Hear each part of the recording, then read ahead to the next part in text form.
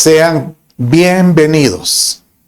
Es para nosotros, con mi esposa Viti, poderte dar un caluroso saludo, y siempre será nuestro deseo que seas prosperado en todo, así como prospere tu alma. Bien, gracias por participar, y hoy pues vamos a tener un tema totalmente hermoso, secuencial. Hemos estado tratando de agarrar una secuencia de diferentes enseñanzas para poder llegar a un concepto, ¿verdad? Si tú te has perdido alguna de las enseñanzas anteriores, ve y búscalas. La última que dimos fue Libres en Cristo, hermosa la enseñanza. Y sobre todo dejar que Dios obre y que Dios opere, que Dios haga su voluntad en nuestra vida. Si tú estás en Guatemala, acércate a nuestros servicios presenciales y será muy agradable para nosotros estrecharte y darte una calurosa bienvenida presencialmente. Vamos en este momento a dar gracias y acompáñanos en este canto que tengo preparado, el cual va a edificar para recibir la palabra. Padre, gracias te doy. Señor amado, como siempre te lo he pedido, seas tú el que hable, Señor. Seas tú, Señor, quien ministre. Que tu Santo Espíritu, Señor, llegue a cada recinto de todos los que estamos escuchando, Señor. Tu palabra sea la que sea ministrada y que tu palabra sea la que nos hable, te lo pido, Señor. Háblanos. Señor amado, te doy gracias. Desde ya, Señor, te pido por aquellos que están escuchando y bendícelos en todo, te lo pido. En el nombre de Jesús, tu Hijo. Amén, amén y amén. Adoremos juntos.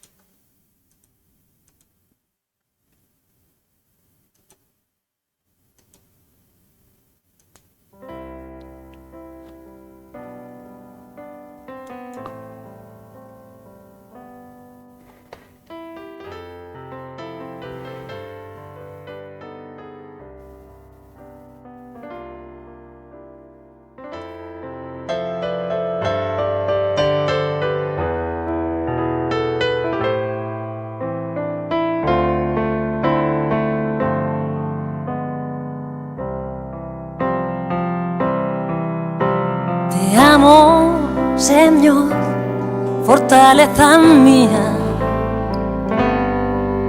roca mía, castillo mío, mi libertador.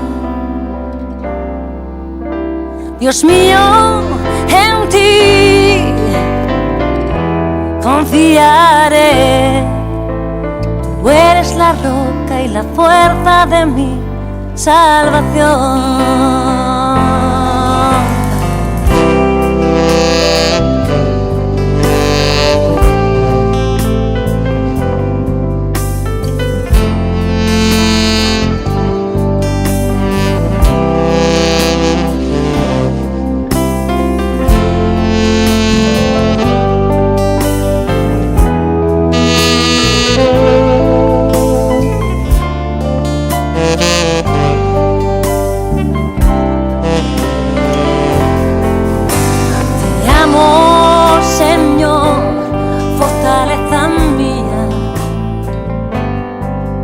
Roca mía, castillo mío, mi libertador. Dios mío, en ti confiaré. Tú eres la roca y la fuerza de mi salvación. Oh, te amo, Señor, fortaleza mía, roca mía, castillo mío, mi libertador. Dios mío, en ti confiaré. Tú eres la roca y la fuerza de mi salvación.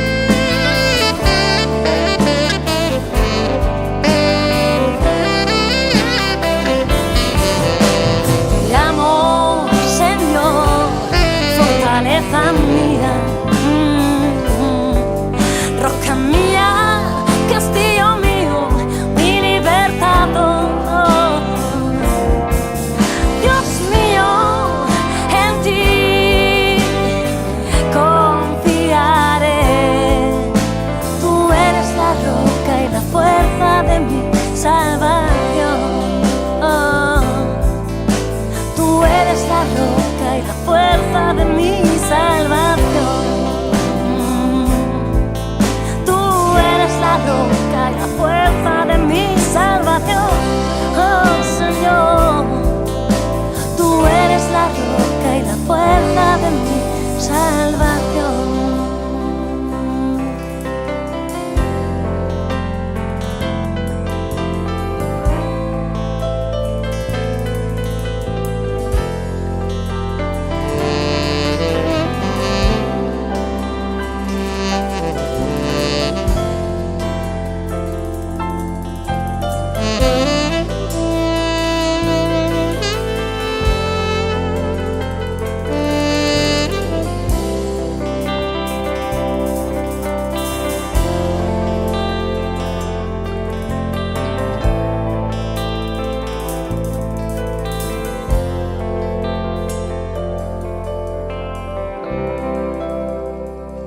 Puedes en este momento decirle: tú eres la fuerza de mi salvación.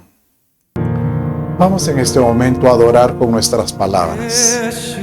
Ve y dile de lo que salga de tu ser, de interior, y que Él pueda escuchar diciéndole: Padre, te adoro, te exalto. Digno eres, Señor, de ser adorado. Acompáñame.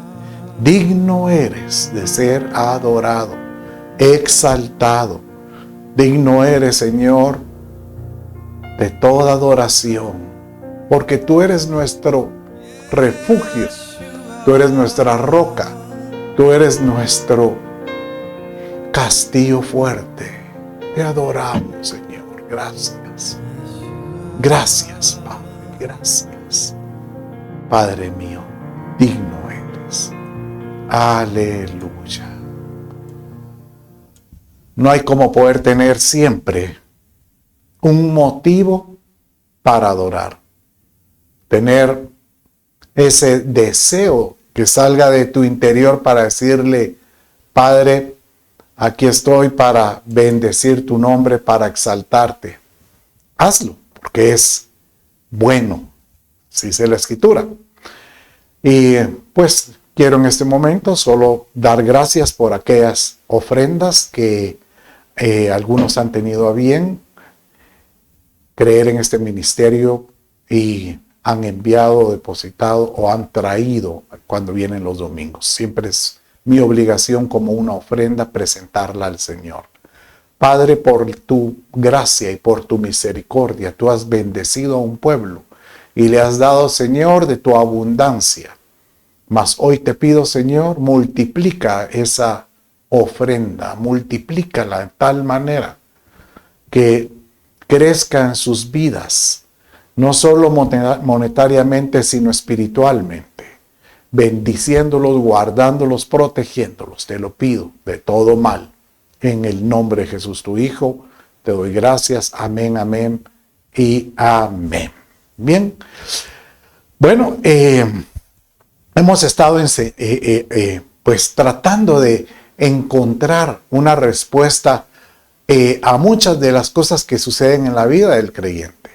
Y una de las incógnitas que siempre hay, Señor, ¿cómo es que tú nos demandas que se haga tu voluntad en nosotros si a veces no sabemos cómo reconocer cuál es tu instrucción o tu dirección? Y esto nos obligó a pensar cómo poder llegar a conocer o a identificar esa voz de Dios. Entonces, el águila dice que cuando uno está bajo las alas, cuando uno mora bajo las alas del Señor, como si fuera un águila, dice que Él nos lleva sobre las mismas y nos lleva a las alturas. Y en eso nos dice la Escritura que nosotros somos ese tipo de águilas. Estando en las alturas, estamos sobre los problemas, digámosle los tornados, huracanes, cualquier aspecto de dificultad. El águila está arriba. Y en esta altura es donde Él puede divisar, Él puede escuchar, Él puede reconocer.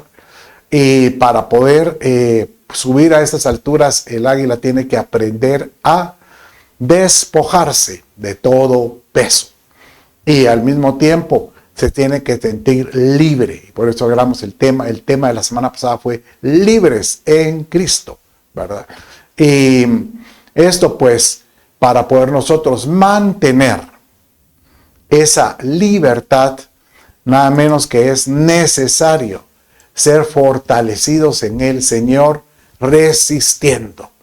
Aquel que se mantiene resistiendo puede mantenerse en una, pues llamémoslo así, en un ambiente donde Dios habla continuamente, porque Él quiere animar. Si algo le agrada a mi Padre es animar a aquel que está resistiendo, porque está resistiendo una opresión, una adversidad, una situación que no entiende, o al mismo tiempo está resistiendo los quehaceres de la vida para no caer, para no ser tentado.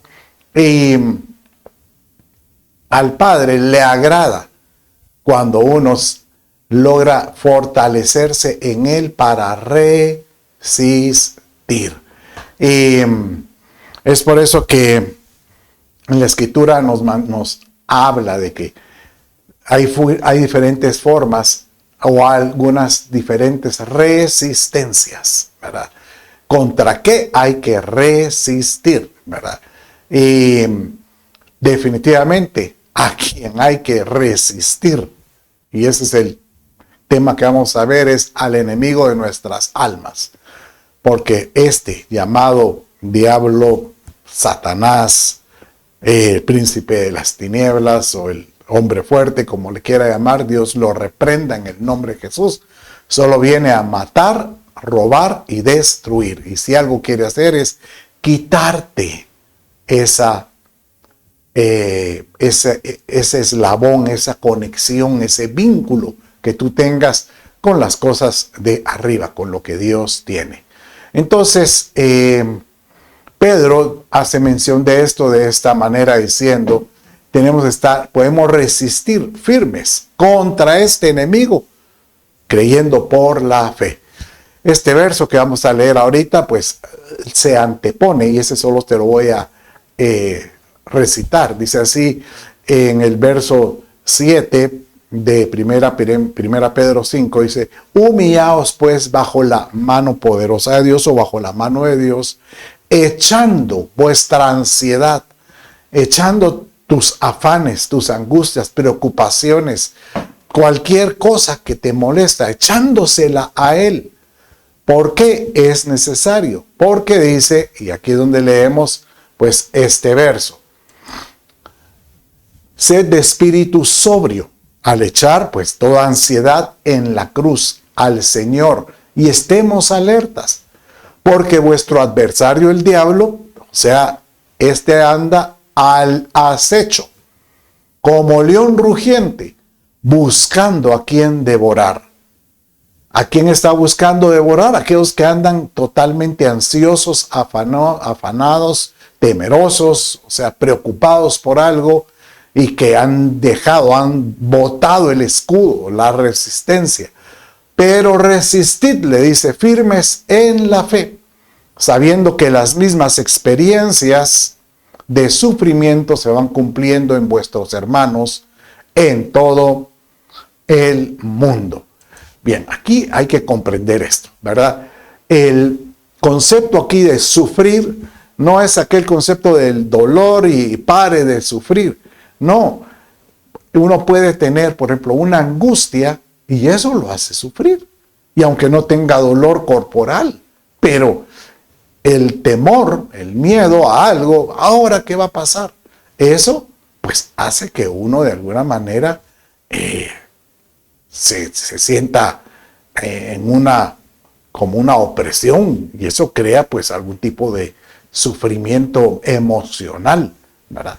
Entonces, el Señor aquí lo que dice es a todos los creyentes, todo creyente, por supuesto, que anda atravesando algún tipo de sufrimiento. Eso es lo que dice la Escritura. Entonces, ¿cómo poder resistir? Bien, hoy vamos alrededor de esto girar cómo aprender a resistir, ¿verdad? Y una forma de resistir es, por ejemplo, encontrando una pareja, un amigo o el mismo cónyuge, los cuales se puedan atar en oración. Eso lo dice Eclesiastés, cuando dice 2 son mejor que uno. Este verso es muy usado para el matrimonio, cuando una pareja pues empieza su relación matrimonial delante de un altar, en un pacto, pues en ese momento esas dos que antes eran, o estos dos que antes eran dos separados, en el altar llegan a convertirse en uno, ¿verdad? Pero esa individualidad de cada uno crea una sinergia para con el otro. Y eso se puede provocar inclusive con un socio, con un amigo, ¿verdad? Que tengan una sinergia, un vínculo. Y dice de esta manera, si alguien puede prevalecer con el que está solo, o sea que un enemigo, una adversidad, una situación, algo que te haga sufrir, puede prevalecer contra el solo. Si hay dos, estos le resistirán. Acompáñame en oración, dame el ánimo, ayúdame, empújame. Pero cordón de 3 hilos no se rompe fácilmente. Y este es muy usado porque si hay un matrimonio que es de 2 y tienen el tercero, que es Jesucristo, o la presencia del Padre en ese matrimonio, ese vínculo no se va a romper nunca, jamás, ¿verdad? Claro que sí, esta es una forma de resistir positivamente, pero a veces podemos resistir negativamente. ¿Cómo así dirá usted que uno puede resistir negativamente? Bueno, el mismo Dios, el mismo Padre, Él dice que Él a algunos los resiste. ¿Por qué? Porque Él dice, aunque se quieren acercar en mí, yo los tengo alejados, porque no hay algo que no me agrada de sus vidas. Y hay algunos otros que resiste Dios. Y son aquellos que resisten a lo que Dios determina, ¿verdad? Hace como un mes empezamos a predicar acerca de Dios mándanos gobernante. Y ahí enseñamos que Dios es el que pone la autoridad y es el que la quita. Entonces, Él nos ordena, sométase todo hombre a la autoridad que Dios ha puesto. Porque si uno no logra someterse a esa autoridad, pues podríamos pensar que uno se está rebelando. Bueno, pero quiero que leas conmigo este verso. Dice de esta manera. Vamos a verlo en este tamaño para que lo puedas leer mejor. Romanos 13, 2 y 3 dice, aquel, o sea, con relación a este término que te dije que Dios pone toda autoridad. Entonces dice, por consiguiente, el que se resiste a la autoridad, al ordenado por Dios, a Dios se ha puesto. Y los que se han opuesto sobre sí recibirán condenación. Porque los gobernantes no son motivo de temor para los de buena conducta, sino para el que hace el mal. Bien, entonces, aquí lo que está diciendo es que hay diferentes tipos de resistencias. Tú te puedes resistir contra el enemigo, que es lo que él demanda, pero resistirse a lo que Dios dice, eso puede provocar en nosotros condenación, ¿verdad? Y si nosotros creemos que Dios es el que pone y quita gobernantes, pues vamos a confiar que Él tiene total autoridad o total gobierno sobre una nación donde un pueblo se ha levantado a orar para que Dios ponga lo que Él decida, lo que Él ponga. Y de esta manera, si yo estoy anuente a lo que suceda, no importando si es de mi agrado o no, prácticamente no me estoy oponiendo a lo que Dios pone para no recibir condenación, ¿verdad? Y obviamente dice que aquellos que pueden temer a alguna autoridad es por su conducta, ¿verdad? Si han tenido una buena conducta, ¿cuál es el temor? Entonces, porque Dios nos guarda, Dios nos protege. Al que se humilla, al que está bajo su mano poderosa, está protegido. Pero aquel que hace cosas malas, no importa quién gobierne, si él lo cachan o a él lo agarran, por supuesto que va a cosechar lo que sembró, ¿verdad? Entonces, nosotros nos vamos a enfocar por tratar de resistir al mal, resistir a este enemigo de nuestras almas. Y por eso así lo dice Santiago, ¿verdad? Casi todos los escritores del Nuevo Testamento hablaron acerca de poder resistir al enemigo de nuestras almas. Dice en Santiago capítulo 4, 6 y 7 de esta manera. Pero Él da mayor gracia. Por esto dice, Dios resiste a los soberbios. Ahí está, mire. Dios tiene de lejos al engreído, al que se ensoberbece, al que se siente fustán con picos, decimos en nuestro país, pero da gracia a los humildes. Entonces dice aquí, someteos pues a Dios, es mejor estar bajo su mano poderosa, sometidos. Resistid al diablo y huirá de vosotros. Este concepto de resistir al diablo es como, esta palabra resistir es como soporta en peso.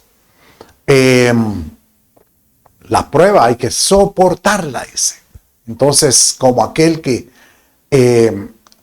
hay una disciplina en las Olimpiadas que es levantamiento de pesas. Entonces, cuando viene el deportista y se pone el peso encima, él está resistiendo, soportando. Esto de aguantar es decir, yo voy a ejercer una fuerza en contra de la fuerza que viene a mí. O sea que si yo estoy poniendo una fuerza en contra, estoy tratando de soportar esta situación que me está pasando. Y esto quiere decir que al diablo prácticamente no te está diciendo, bueno, ponte los guantes de box y empieza a darle duro al diablo. No, la escritura no dice que te enfrentes contra el diablo. Este es más listo, el diablo es terrible. Este dice que maquina, nos conoce a nosotros mejor. ¿Por qué? Porque él conoce hasta nuestro pasado, nuestros ancestros. Conoce nuestra línea de iniquidad desde hace tantas generaciones. Y sabe de dónde cojeamos. Entonces no puedes tú venite para acá, te voy a dar duro. No, al diablo hay que decirle, Dios te reprenda, yo te resiste y yo solo te ato y te saco de mi vida. Y poder tener autoridad inclusive sobre otras personas. Decir, yo en el nombre de Jesús y la autoridad que Dios me ha dado, puedo ordenarle al enemigo que salga de alguna otra situación. Pero no estoy en este momento diciéndole, toma, te voy a dar en las nalgas. No se trata de enfrentarnos. Eso es labor de Dios. Es más, el enemigo de nuestras almas ya tiene una sentencia.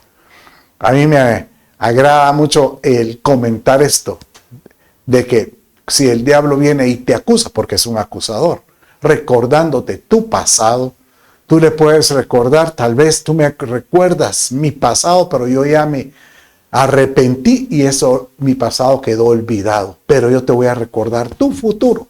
Y el futuro es que él ya está sentenciado. A él espera un futuro en el lago de fuego y azufre. Entonces, ¿qué hay que hacer? Resistir. Y aquel que se mantiene resistiendo necesita estar equipado. Y usted dirá, ¿cómo así que puedo estar equipado? Sí, por medio de una armadura. Y aquí es donde prácticamente comienza el mensaje del día de hoy. ¿Cómo nosotros poder resistir para nosotros mantenernos victoriosos? Pablo, cuando le escribió a esta carta a los de Éfeso, les decía en el capítulo 6, verso 10 y 11 de esta manera. Por lo demás, hay otras versiones que dice, hermanos, fortaleceos en el Señor y en el poder de su fuerza. Entonces, primero es, para poder resistir, la fuerza viene del Padre, de su Espíritu, ser llenos del Espíritu de Dios. Y ese nos va a dar una fuerza interna para poder resistir, mantenernos. Ahora, alguno que me está escuchando dirá, ¿y cómo puedo yo fortalecerme? ¿Cómo puedo? Entonces, él dice, hay una forma de que tú puedas tener esa confianza, teniendo la armadura que Dios nos ha dado. Y Pablo aquí, pues, la expresa cuando dice en el verso 11, revestíos con toda la armadura de Dios. ¿Para qué? Para que podáis estar firmes, manteniéndote firme, habiendo resistido contra las insidias, o en otra versión dice las acechanzas del diablo o del enemigo de nuestra alma. Tenga por seguro que el enemigo de nuestra alma va a querer meterle zancadilla. Pero en el nombre de Jesús, yo hoy, y por la autoridad que Dios me da, bendigo a todo aquel que me está escuchando y te digo, Dios va a poner en ti una fuerza que no te imaginas y vas a levantarte y te vas a mantener con esa armadura para tener la victoria continuamente. Sí, pero es que a veces caigo, sí, pero te vas a levantar. Y dice que el justo cae 7 veces y de las 7 se levantará. Bueno, entonces, sabiendo que está esta armadura, nos debe decir ¿para qué? ¿Para qué nos puede servir esta armadura? Entonces dice que es para poder soportar el día malo. Así lo dice en el verso 13. Por tanto, siempre Efesios 6, tomad toda la armadura de Dios, toda la armadura. O sea que aquí no está diciendo, hoy solo quiero usar la espada. No, hoy solo quiero usar el escudo. No, tomad toda la armadura de Dios para que podáis resistir en el día malo y habiendo hecho todo, estar firmes. Diga conmigo, hoy le pediré a Dios poder estar firme ante cualquier día malo. ¿Sabes qué? Es curioso, pero cuando uno oye un verso como este, da a entender, porque cualquiera diría, no, yo no quiero el día malo. O si yo te pregunto, ¿quién quiere evitar el día malo? Levantarán la mano la mayoría. Yo no quiero el día malo. Pero cuando uno lee un verso como este, dice que el día malo siempre va a llegar. Por supuesto. Este día de las mismas palabras que hablamos hace un rato, de adversidades, de aflicciones, de angustias, de preocupaciones, va a llegar. Pero la diferencia es, ¿tú qué haces con con esos calificativos? ¿Qué haces? La Escritura nos dice, echadlo todo en la cruz de Cristo. Por supuesto. Y lo importante es poder resistir. Porque aquel que resiste va a estar firme. Y aquel que se mantiene firme prácticamente va a poder ver al Señor en Sión. Qué lindo esto, ¿verdad? Porque el anhelo de todos es poder ver al Señor en Sión. O sea, cuando Él venga en su gloria, Él dice, vengan, tú buen bien siervo fiel. En lo poco has sido fiel, en lo mucho te pondré. Bueno, entonces, ¿cuál es esta armadura? Y me voy a acelerar porque ya solo con esta introducción ya no vamos a explicar mucho cada término. Estad firmes, ceñidos vuestros lomos con el cinto, o aquí dice la verdad, ceñidos en nuestra cintura. y lo vamos a ver, vestidos con la coraza de justicia, calzados los pies con el apresto del evangelio de la paz. Después el verso que sigue dice, Efesios 6 siempre, sobre todo tomad el escudo de la fe y que podáis apagar, mire cuál es la importancia del escudo, apagar los dardos de fuego del maligno. O sea que el día malo el enemigo siempre va a querer tirar dardos. Y tomad el yelmo de la salvación y la espada del Espíritu, que es la palabra de Dios. Entonces, si quisiéramos entender la filosofía de los versos anteriores, vamos a verlo de esta manera. El cinto o el cinturón que cubre los lomos, o sea, la cintura de la verdad, pues es ese cinturón que vemos en el dibujo. Después encontramos la coraza, que es la pechera. Generalmente es una coraza metálica, ¿verdad? Que debiera estar debajo de esa manta que tiene este soldado en su pantalla, ¿verdad? Y tiene un calzado del evangelio de la paz, o sea, realmente es un calzado. El escudo, que vimos que es para poder derrotar, parar todo dardo del enemigo, y el yelmo de la salvación, y por último la espada. Pero la espada dice que es la espada del Espíritu, que es la palabra de Dios. O sea, no es una espada en lo natural, es una espada espiritual que debe tener todo creyente al ser lleno de su palabra. Entonces, con estos conceptos, vamos entonces ahora a explicar uno por uno y la importancia. Hoy sí quiero que me pongas atención, porque si algo yo quiero es que tú salgas hoy de esta enseñanza efervescido, o sea, como aquel que está, soy un soldado, y que saques esos colmillos diciendo, Señor amado, hoy sí me siento que voy a ser un vencedor, porque en todo esto gira que pueda ser un vencedor. Bueno, entonces, el vencedor es aquel que es soldado. Recuerda, Dios nos llamó a nosotros a ser soldados. Hay muchas referencias en la Escritura que relatan cómo es que Dios nos mira de alguna manera, que debemos de estar agrupados, alineados. Por ejemplo, en Cantar de los Cantares, cuando el amado le dice a la sulamita, te veo refulgente en tu...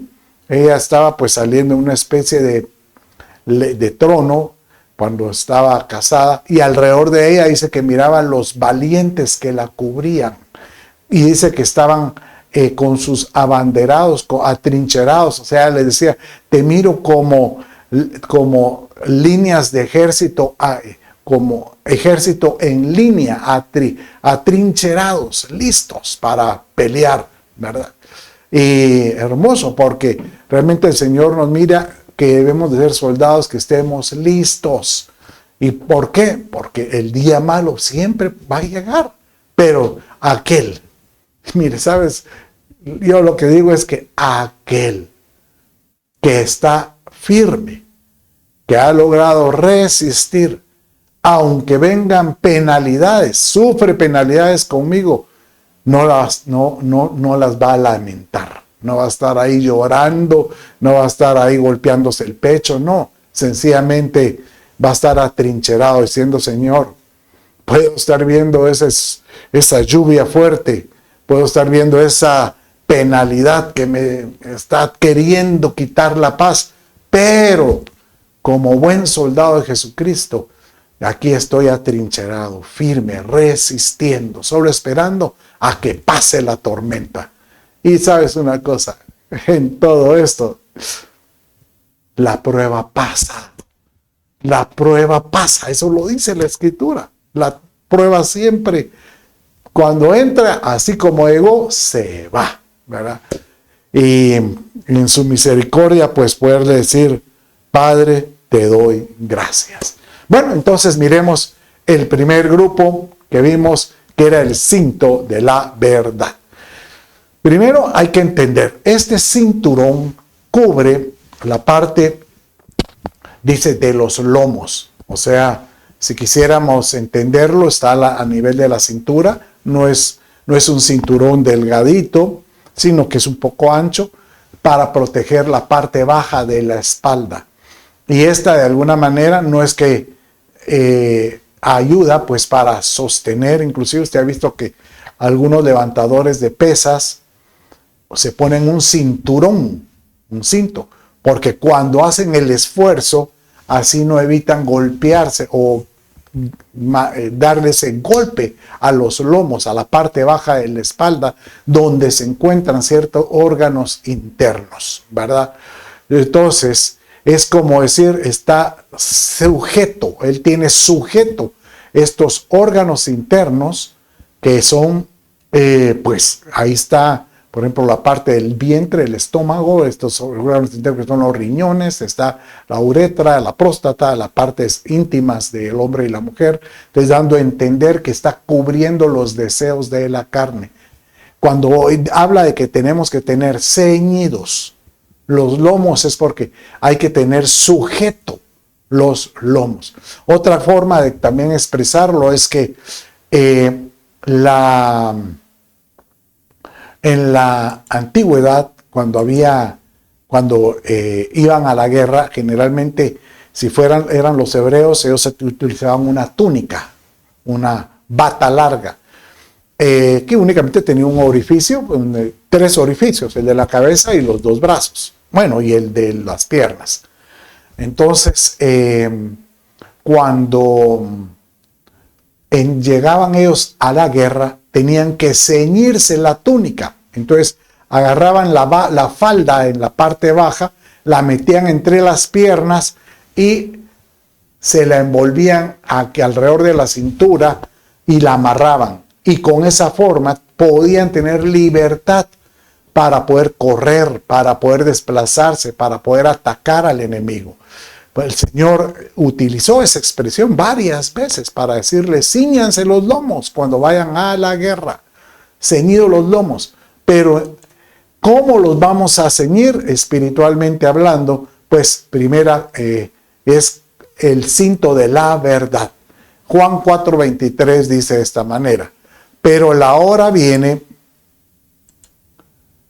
cuando los verdaderos adoradores adorarán al Padre en espíritu y en verdad, porque ciertamente a los tales el Padre busca que le adoren.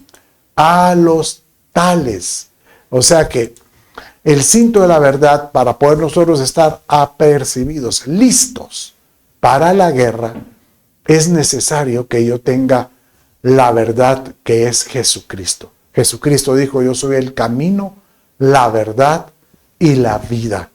Si yo empiezo a tener esa comunión con Jesucristo en mi vida, voy a poder diferenciar cuando venga inclusive el padre de mentira. El padre mentira es el enemigo de nuestras almas, el diablo. Y él va a querer siempre engañarnos, y vamos a ver cómo es que engaña: a través del pensamiento, a través de percepciones. Pero aquel que tiene a Cristo y está en él continuamente, la verdad siempre va a estar en él. Por eso es que dice que el Espíritu Santo en nosotros nos llevará a toda verdad. O sea que el Espíritu de Dios en nosotros dirigirá nuestros pasos. Pero hay que estar apercibidos, listos para la guerra. El lomo, el cinturón que está a la altura de los lomos, también sirve para portar las armas de guerra, para portar la espada, por ejemplo, o las dagas, ¿verdad? Y la espada es la espada de la palabra de Dios. O sea que, ¿cómo podemos nosotros tener la verdad por medio del Espíritu Santo en nosotros? Por medio de la palabra, que la tengamos siempre cerca, siempre puesta con nosotros. Algunas veces la sacamos para poder espadear, para poder, pues, exponer la palabra. Pero la palabra debería estar siempre pegada a nosotros en todo sentido. Aquel que se mantiene con el cinto siempre ceñido, listo para la guerra, vas a ver que el Señor está en él y no hay temor alguno. Qué linda realmente esta reflexión. Pero sigamos con otra de las partes o de los elementos. Y aquí encontramos la coraza de justicia. La coraza era esa pechera, esa que cubría. Ahorita que recuerdo, ¿sabes qué? Ahora que estamos estudiando el tabernáculo en los discipulados, los días miércoles, vimos que Dios instruyó un uniforme para el sacerdocio. Y el sacerdote también tenía un cinturón. Decía, tienes que tener un cinto de esta manera. Debes de tener un efod, o sea, una cubierta como una coraza sobre ti. El efod era de 12 piedras, pero esa coraza era como para proteger. Era una pechera. Y no hay como proteger nuestro corazón. ¿Sabes que Proverbios 4:23 dice, de toda cosa guardada, guarda tu corazón? Eso es lo que hay que guardar. Pero aquí habla que la coraza es de la justicia. ¿Cómo podemos guardar el corazón? Al ser justificados continuamente, al recordar que nosotros fuimos redimidos por la sangre de Jesús. Dice Filipenses 3:9, y ser hallado en él, no teniendo mi propia justicia derivada de la ley, no por tus propias fuerzas, porque la salvación no es por tus propios méritos, sino la que es por la fe en Cristo, la justicia que procede de Dios sobre la base de la fe. Padre mío, que nunca olvidemos que la salvación es por gracia y Él nos justifica. Justificar significa como que alinear. Se agarra un párrafo y le pone justificar, alinea todas las oraciones para que no hayan salidas ni entradas, no, se mira cuadradito el párrafo. El justificar es que Dios viene y dice, yo te voy a alinear conforme a lo que yo ofrezco, y es que tú puedas tener completa redención. Si uno comienza pues en la forma correcta, reconociendo que Jesús es el Señor, lo reconozco en mi vida y empiezo a obrar por el Espíritu Santo como creyente y limpio mi corazón de toda cosa vana. Entonces, eso pues hace que la fe opere la justicia de Dios en nuestra vida. ¿Cómo se alimenta el corazón? Por eso hay que guardar los pensamientos. Y eso lo vamos a ver cuando veamos el yelmo. Por eso hay que cuidar los pensamientos.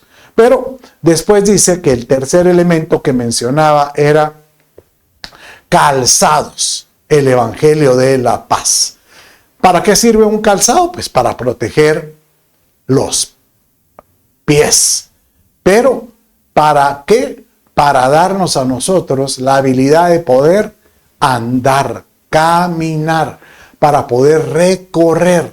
Ahora, la importancia es que en tu caminata, en nuestro recorrido, dejemos una huella. ¿Cómo podemos dejar una huella? Pues que haya sido manifiesta la obra de Jesucristo en nosotros, dejando una huella de lo que nosotros creemos. ¿Cómo lo crees? Porque lo que lo dice el Evangelio. El Evangelio es buenas nuevas. O sea que aquel que camina esparciendo las buenas nuevas, ¿qué es lo que provoca? Paz. O sea, si alguien que procura la paz es porque él emana paz. Y el que emana paz es porque despide lo que el olor de Cristo en nuestra vida. Mira cómo dice Mateo 5:9. Bienaventurados los que procuran la paz, pues ellos serán llamados hijos de Dios. Es que yo soy muy pacífico. Sí, perfecto. Pero entendiendo estos versos, lo que dice es que uno debe de provocar la paz, siendo un instrumento por Dios. ¿Cómo? Presentando las buenas nuevas del Señor, presentando que Dios es paz. Mi paz os dejo, mi paz os doy, decía Jesús, no como el mundo os la da. Entonces, él dice, cuando yo les dejo mi paz es porque yo moro dentro de ustedes y ustedes van a ser hijos de paz. Usted sabe que los hebreos, cada vez que llegan a un lugar o se despiden, bueno, más que todo cuando llegan, la palabra que dicen es shalom, shalom. Y no es que diga hola, hola, no. Shalom significa la paz sea con ustedes, la paz sea en este lugar, la paz sea con vosotros. Y cuando uno se despide, shalom, la paz se quede contigo. Yo vine a dejar aquí la paz. O sea, yo llegué a visitarte y vine a dejar la paz. Que nuestra vida se convierta en un shalom continuamente. ¿Por qué? Por lo que mora en ti. Bueno, sigamos con otro de los elementos. Y ahora vamos a ver el escudo de la fe. Este es el que a mí me apasiona muchísimo. Porque no hay como que uno se sienta protegido. El escudo de la fe es aquel que te protege contra cualquier dardo del enemigo, cualquier situación. O es el escudo, hay que estarlo firme. Un escudo te firme contra cualquier amenaza, ¿verdad? Realmente aquel que sale solo con espada tiene el riesgo de tener algún tipo de dardo. Y sabes, el enemigo siempre va a tirar dardos. Dardos al pensamiento, dardos a la identidad, dardos a la autoestima, de modo que quiere quitar toda esa, convicción que uno tiene. Y el escudo, cuando uno tiene, ¿por qué se llama la fe? Porque la fe es la certeza de lo que se espera, la convicción de lo que no se ve. Por eso dice 1 Juan 5:4, dice la victoria que ha vencido al mundo, nuestra fe. La victoria que ha vencido al mundo es nuestra fe. Téngalo por seguro que así es. Bueno, sigamos entonces con otro de los elementos. Recuerda, el Señor es nuestro escudo. Dice el Salmo 3:3. Mas tú, Señor, eres escudo alrededor mío, mi gloria, el que levanta mi cabeza. Por supuesto que el escudo no es material, todos esos son simbolismos. Y el Señor te dice, yo soy tu escudo. Si tú te refugias en mí, todo dardo del enemigo, pues no te alcanzará. Y yo voy a permitir que cuando estés atrincherado alrededor de mis escudos o mi escudo, vas a poder levantar la cabeza viendo las cosas de arriba.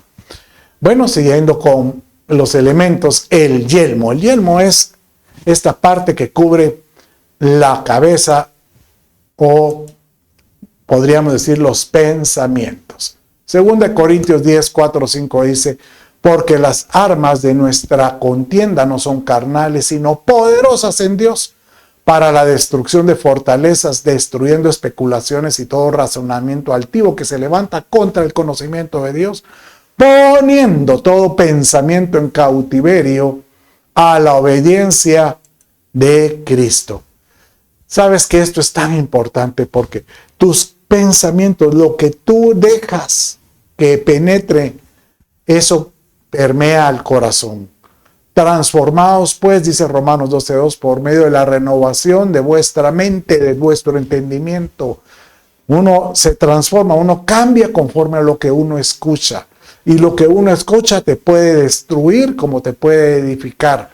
Te puede desarrollar una convicción como que te puede desarmar una creencia o una convicción.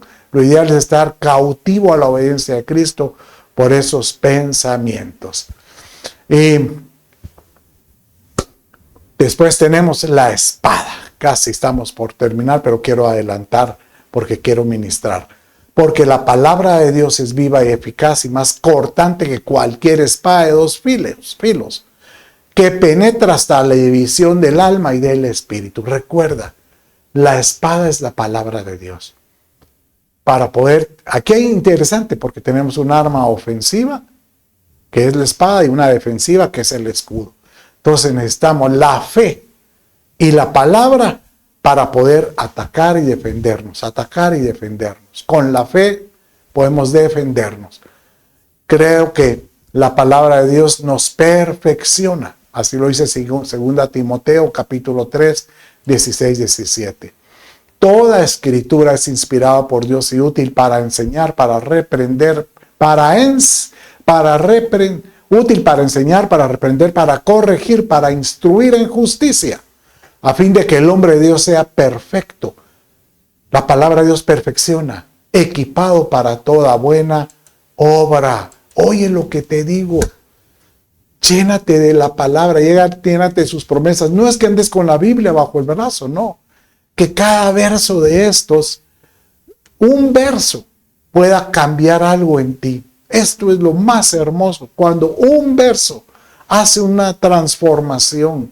¿Por qué? Porque yo me sentí enseñado, yo me sentí que fui útil, pero bien usado por el Señor, porque me utilizó en algo y me ayuda a ser corregido. No hay como aquel que puede ser corregido.